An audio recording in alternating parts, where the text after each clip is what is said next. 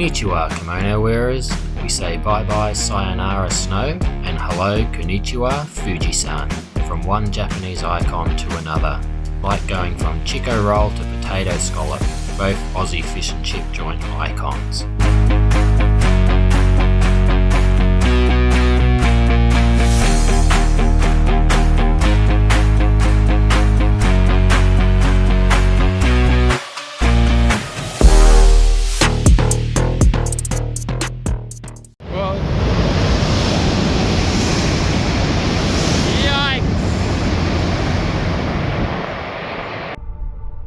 After pushing the boundaries on skis and really ripping up the green runs, Noka and the Hulk are resting up and keen on seeing Fuji-san.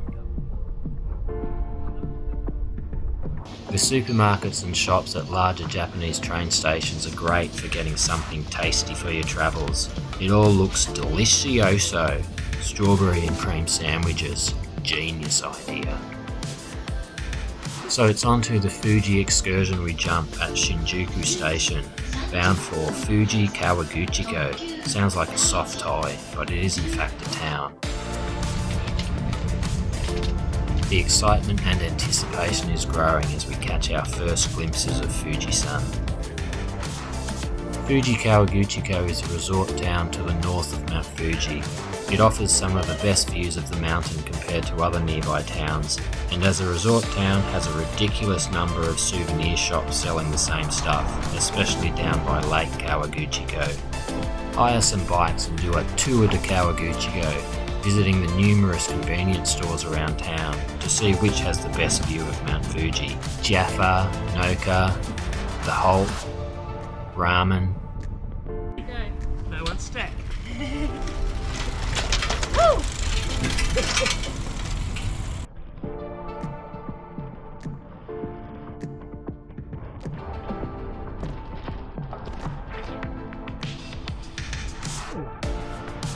For less than 3 months of the year can you hike Mt Fuji, so we had to make do with getting the best views possible. It's up the ropeway we go.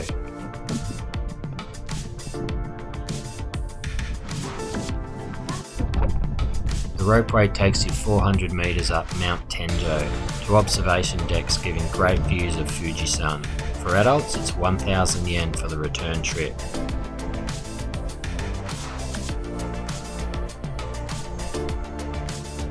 Mt Fuji is Japan's highest peak at over 3,700 metres. It's been a pilgrimage site for centuries and is one of 3 sacred mountains in Japan. As a sacred mountain, climbing it has long been a religious practice. Whether Tripitaka made the climb before joining Monkey, Pigsy and Sandy on their pilgrimage to fetch holy scriptures is unclear.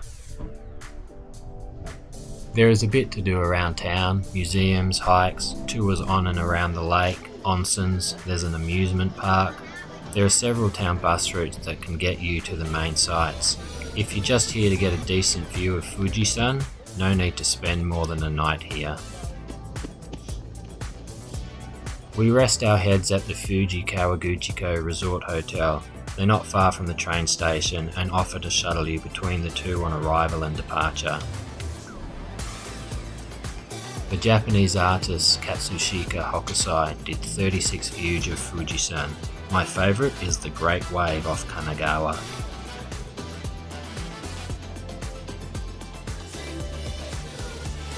Rooms either face Mt Fuji or the car park, depending on your budget, and can either be Western or Japanese style. Our room was about 23,000 yen for the night.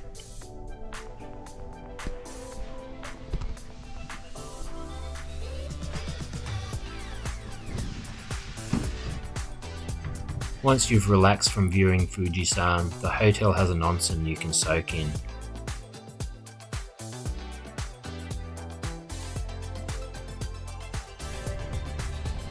There are 2 tubs inside and 3 outside.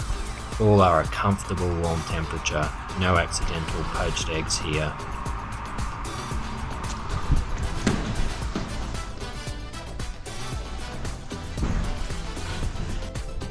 Obviously I was alone in the onsen, otherwise I wouldn't be filming.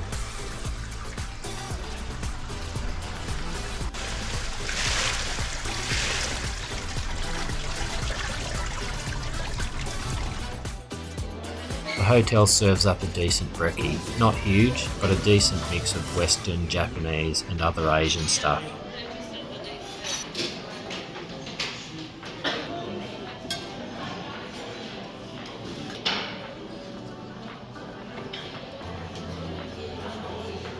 Just following me. Definitely sample as many Japanese breakfast items as possible. That's why you're here, isn't it? You didn't come to Japan for a McMuffin and Starbucks, did you? There isn't a Macca's or Starbucks in Kawaguchiko anyway. Praise the Lord.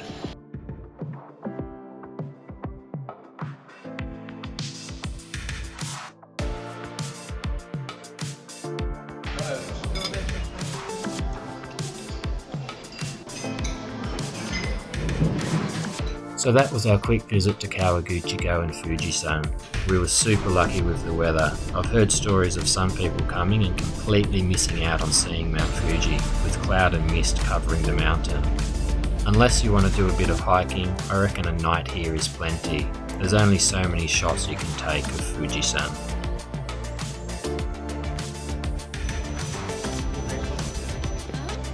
Our one dinner at Mt Fuji, pretty much directly opposite the hotel.